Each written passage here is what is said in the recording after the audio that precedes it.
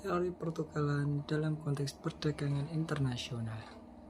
Teori pertukaran dalam perdagangan internasional menjelaskan bagaimana negara saling menukar barang dan jasa berdasarkan keunggulan masing-masing. Faktor seperti nilai tukar, kebijakan dagang, dan kemajuan teknologi ikut mempengaruhi proses ini.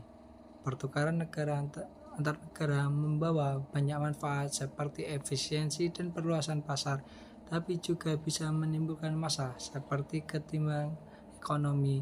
Karena itu dibutuhkan aturan yang adil agar perdagangan tetap seimbang dan menguntungkan semua pihak. Untuk materi kedua, ada teori perdagangan komparatif dalam perdagangan internasional. Teori perdagangan komparatif dari David Ricardo menjelaskan bahwa setiap negara bisa mendapat keuntungan dari perdagangan internasional jika fokus memproduksi barang yang bisa membuat dengan lebih murah, lalu menukarkan dengan barang yang lain dari negara berbeda. Cara ini membuat pengguna sumber daya jadi lebih efisien, walaupun tetap ada tantangan seperti kesenjangan ekonomi, proteksi dagang, dan dampak terhadap lingkungan.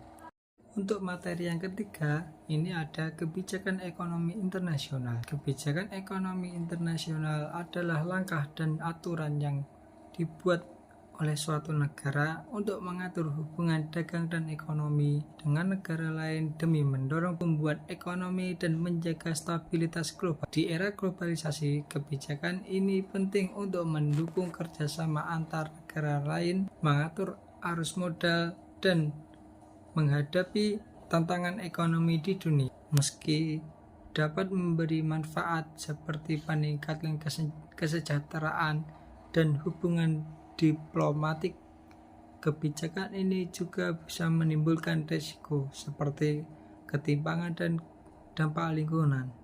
Karena itu, diperlukan penerapan yang seimbang dan kerja sama antar negara agar kebijakan ini memberikan hasil yang adil dan berkelanjutan bagi semua pihak. Kita lanjutkan materi yang keempat, yaitu kartel internasional dan diskriminasi harga. Kartel internasional adalah kesepakatan antar perusahaan dari berbagai negara untuk mengurangi